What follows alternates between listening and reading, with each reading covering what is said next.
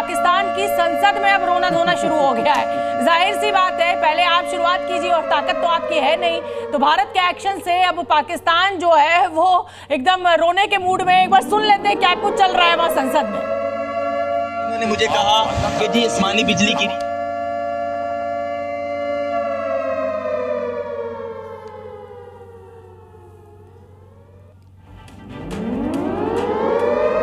शहबाज शरीफ का ताहिर इकबाल जो सांसद है वो संसद में रोने लगे।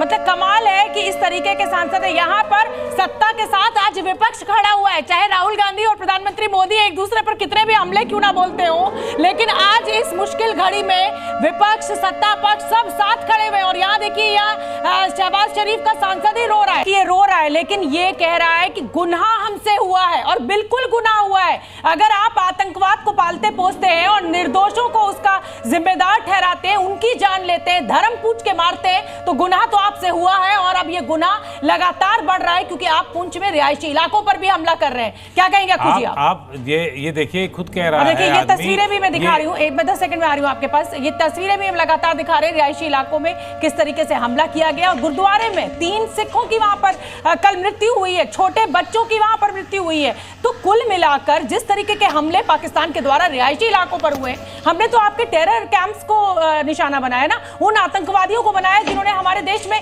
धर्म पूछ के लोगों को मारा। अक्कू जी, पाकिस्तान तो लगातार पिछले 3 दशकों से गुनाह करता आ रहा है। उसने अपने देश में अपने ही नागरिकों पे गुनाह किया, हमारे यहाँ देश पे कोशिश ऐसी की। तो जब वो गुनाह लगातार करता चला आ रहा है तो वो गुनाहगार है। और ये पाकिस्तानी सांसद मान रहे हैं, ये इनके मन थे। ये हो सकता है इन्होंने ये उसमें भागीदार नहीं है, लेकिन उस देश में रहने के नाते, वहाँ का प्रतिनिधित्व करने के नाते ये गुनाहगार हैं। और अल्लाह भी उन्हीं की हिफाजत करता है जो मजबूत होते हैं, जो अपने कंधों पर होते हैं, जो झूठ नहीं बोलते हैं, जो पाक होते हैं। ये पाक नहीं है तो इनकी हिफाजत कौन करेगा? मैं जल्दी से रविंद्र का रुख कर लेती हूँ। रविंद्र, देखिए रावलपिंडी स्टेडियम की तस्वीरें हम दिखा रहे हैं, साथ ही हम वो तस्वीरें भी दिखा रहे हैं जो पुंछ में कल रिहायशी इलाकों को निशाना बनाया गया। भारत ने संयम रखा, आप उधर से शेलिंग करते रहे, आप रिहायशी इलाकों को निशाना बनाते रहे, भारत ने संयम रखा। उसके बाद आधी रात होती नहीं है कि आप 15 हमारे जो राज्य है, जिले जो है, उनको, बड़े शहरों को आप निशाना बनाते हैं,